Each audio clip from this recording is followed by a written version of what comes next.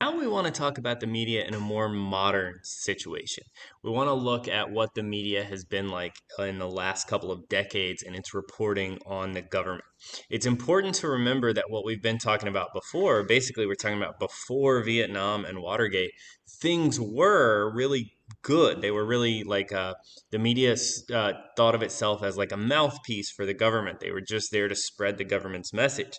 But in more modern times, the media has played a role of trying to catch the government doing stuff wrong. There's really nothing more emblematic of that than here we have the Bill Clinton impeachment scandal. Now, President Clinton was impeached for actually committing the crime of perjury, but all this was based on some investigative journalism into his extramarital affairs. So, this is a kind of approach to covering the government that would not have been taken on by the media in decades before. So, let's look at how the media is different in more modern times. The two big events that changed everything were Vietnam and Watergate. We've talked a little bit about Vietnam with the New York Times Pentagon Papers situation, but then there's also Watergate, where the media, especially the Washington Post, exposed President Nixon and his campaign attempting to cheat in an election and then using the White House to cover up the wrongdoing. So these were like the most important press stories of a generation. And so the media started to realize that they benefited, like they earned more public trust by showing the public shady things that the government was up to. So this really created a more adversarial relationship between the media and the government, between the reporters and the policymakers. Now they don't really see themselves as on the same team, but a lot of our policymakers are likely to see the media as something potentially dangerous, somebody that's out to get you and expose wrongdoing instead of help you spread your message. So modern reporters, like what the way they approach the government here, they assume that the politicians are rarely telling the whole truth. They assume that the politicians are trying to present their messages in a certain way, and modern reporters, modern media outlets try to expose that to the public. They want to make sure that they can maintain the trust of the public and that they can play a role in showing the public what the government is really up to. So lately, there's been a much bigger increase in what we call investigative journalism. Investigative journalism describes a type of reporting that its goal is to discover scandals. This investigative journalism, you want to expose policymakers doing something wrong. This has become like, one of the main things that the media reports on, and it does build public trust. It gets a lot of attention from the public, but it leads to a difficult relationship with policymakers and government officials. The media focus, they want to catch the policymakers doing something wrong, and so the policymakers don't trust the reporters. The goal of the media here is they want to get attention. They want to expose the scandal so that they can be as famous as the reporters who exposed Watergate. And so this is likely to decrease the public's trust of the government. And this has had negative impacts for policymakers. The way the media covers candidates has also been more and more negative. They spend a lot less time letting the candidates get their message to voters. Like there's a lot less focus on just showing a candidate's speech. Instead, they'll show like a clip of a speech and there'll be a lot of commentary about how the candidate is performing or if the candidate would be good or not. There's a lot more focus on the candidate's weaknesses than their strengths. There's less focus on what the issues are in the election, and there's been a lot more focus on who the candidates are as people. And this tends to make all of the candidates less favorable to the public. If we look at the last couple of elections between Trump and Biden and Trump and Clinton, both candidates in those elections had an overall negative viewpoint from the public. Here, if you look at the chart on the left, this is just grabbing one channel. So this is Fox News, who we might think of as generally, showing the good sides of Republicans and the negative side of Democrats. But here we see that they treated both candidates overwhelmingly negative. So 3/5 of all of the coverage of both major candidates was negative coverage of the candidates. This makes the people like not excited about the candidates that they have to choose between, and this makes the government officials complain about their media coverage. It makes them enemies of the reporters as well. Another thing about modern media, this is really obvious, but we got to make a point here. Obviously, TV and radio, and now even more than ever, the internet, have replaced the role of the print media. Radios became common in people's homes in the 1930s, and TVs started to become common in people's homes in the 1960s. Now, here's what's important about these two formats. Both TV and radio, and then later, especially the internet, give the candidates or the political officials the opportunity to communicate directly to the voters, to the public. So, for the first time with the radio, you were able to hear the candidates speak for themselves. For the first time with a TV in your home, you're able to see and hear those political officials speak to you as a voter. And so, this is where the media really serves to link the people to the government. The impact of TV can't be overstated. Like, TV is still the main way that people get their news. If you see the chart there, we'll see that in the last couple of years, the use of TV is declining and the use of the internet is increasing. But TV still is the main way that half of the country gets their news, more than news websites or social media or obviously radio and newspapers. But TV is a huge deal. This means that it's important for the candidates to look and sound good. The Nixon Kennedy debates, I'm sure you read about this in history class. The Nixon Kennedy debates really changed what candidates have to do. Very famously, Kennedy was all younger, better looking. He like used stage makeup and things like that because he was preparing to be on TV. Nixon refused to do that. He looked very old. He sweated a lot. And so he looked bad on TV. People who watched the debate on TV thought that Kennedy was the winner of the debate, and people that listened on the radio thought that Nixon was the winner of the debate. So TV makes image a really important part of what the candidates do. Reporting during the Vietnam War changed the way that people think about the decision makers, the policymakers, the government. They saw the Vietnam War on TV. Like they saw reporting from the war as it was happening. And then later, when people got the information that the war wasn't going as the government planned, that caused people to trust what they see and not what they hear from the government. So people turn to the television to give them the news about the government. We have about 15% of the population that watch a nightly news program every day. And we'll see that, this is still the main way that people get their news. People know specific anchors.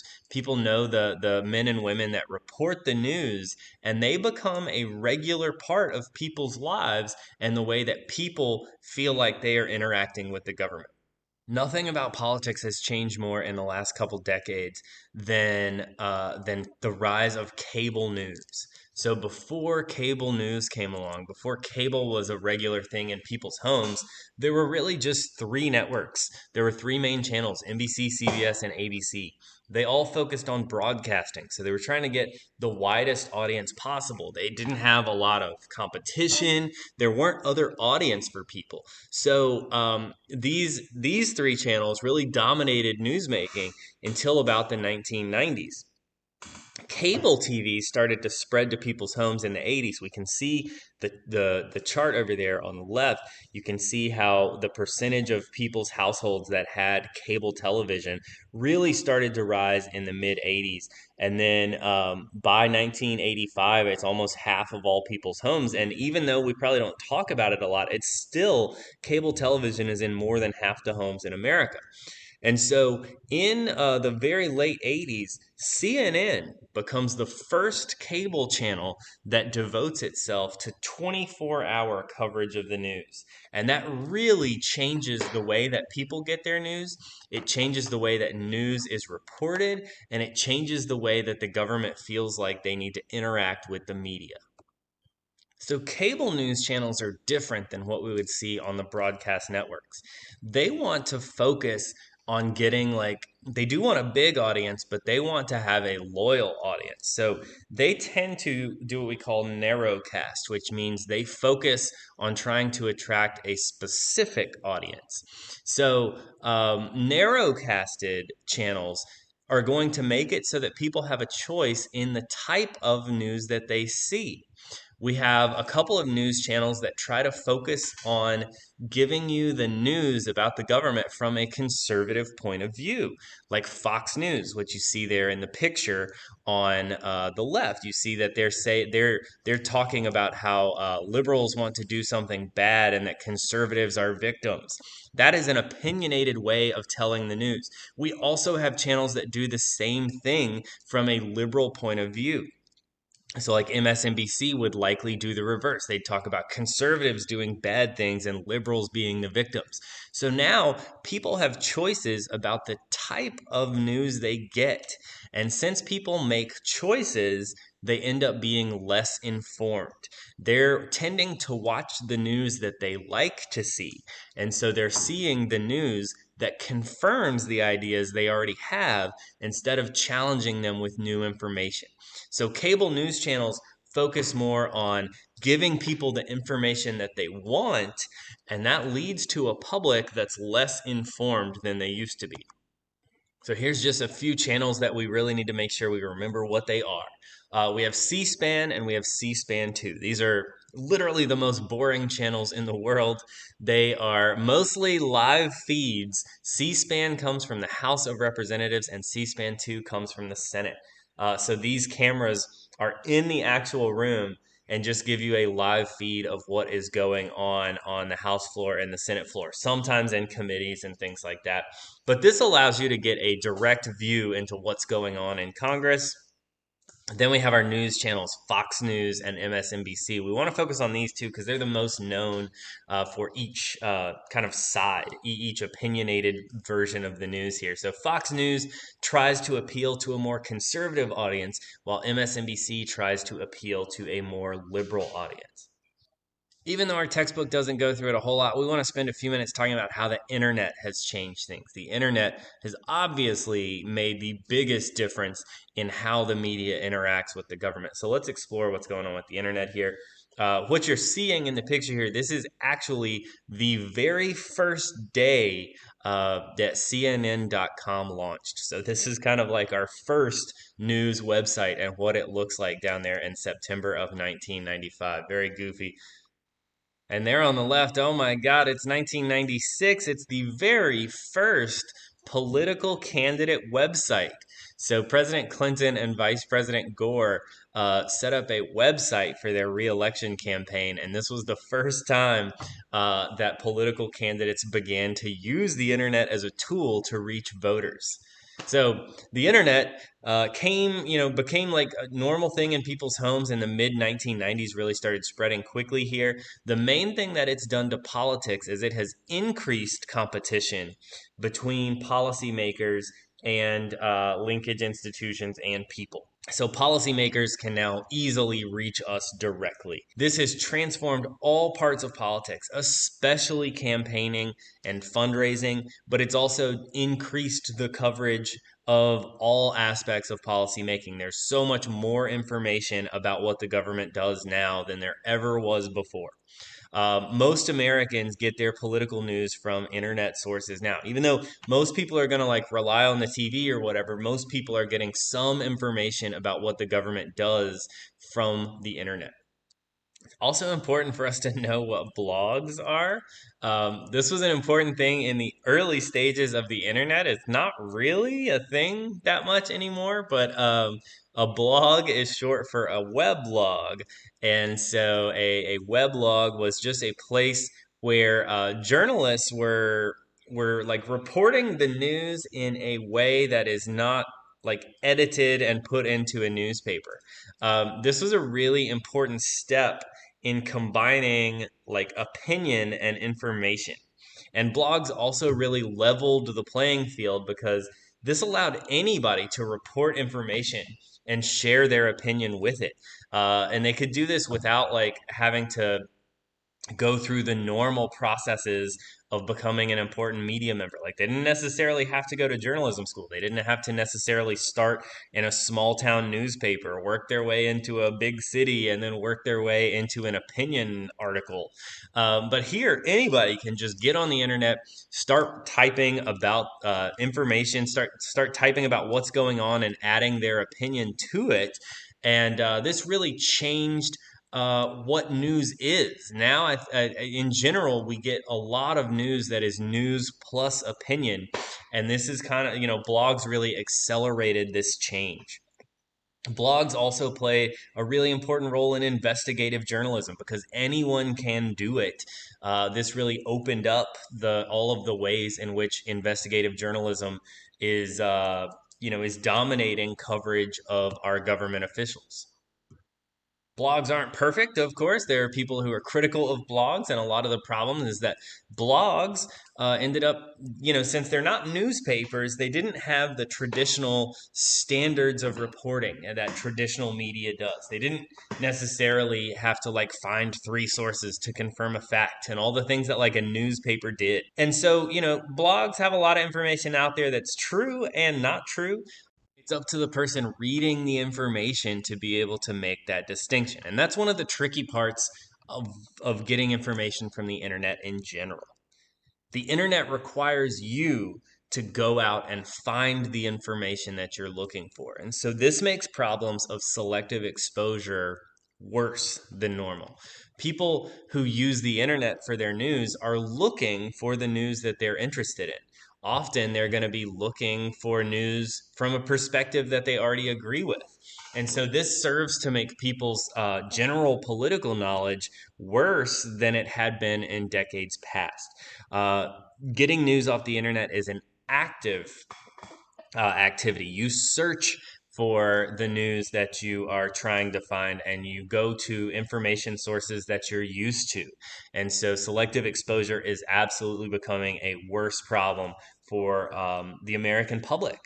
And it's only recently that we've really focused on this, but it's been a problem on the internet for a long time. But there is a lot of what we call information misinformation on the internet. There is a lot of trying to figure out now what we want to do about untrue information that's out there, and if people have the same right to access that as access the things that are true. Obviously, President Trump kind of brands this stuff as fake news, but we're just now like looking at the problem of fake news and its impact on voters and how they approach policymakers. What's really weird about the internet as a news source is that as people, we have more access to information than we've ever had before. And in general, the public is less informed than ever. There's too many choices out there and too much information, and it's too easy for false information to slide in there with real information about the government, particularly on social media sites where algorithms are designed to keep people on the site as long as possible, to keep people engaged and clicking and looking at new things. That can be kind of dangerous. We have websites that are designed to keep us looking at stuff. So like when you get the information about the government that you need, then the site is designed to show you even more information. And keeping people engaged at such a high level, we're starting to see the dangerous side of that. Social media sites are leading to a lot of radicalization. Because people get more and more walled off in their own media sources and aren't exposed to any other information. People are also less able to differentiate between real information and false information. So it is so very easy to find information on the internet that's not good, and it is causing problems in the American public where people are just as likely to believe things that are not true as things that are clearly true. All right, here's a guy I trust on the internet. This is President Trump, hard working over there on his laptop. I'm sure he's looking for good information about the government so he can make some quality decisions. Let's take a look at our bigly ideas today. One of the main things for us to understand is how the media coverage has changed, especially from the fact that before Vietnam and Watergate, in general, media coverage was almost always positive. And now the coverage is more adversarial. The media kind of views itself as its job is to investigate and to show us the things that the government is doing wrong. And so the government officials don't really trust the media. We want to describe the role of investigative journalism, kind of connected to this issue. We want to make sure that we can explain the rise of cable news. As cable news spread into people's homes, people are more likely to choose the news source that they want to watch. And we want to be able to describe the impact of the internet on politics. How has the internet changed the way that people get information about the government? Okay, so we've run through a lot of history stuff dealing with the media. We're going to get back to focusing on the media today. So we're going to shift over and start to talk about how the media is regulated, especially our broadcast media outlets. So we're going to take a look at how the government is able to regulate broadcast media.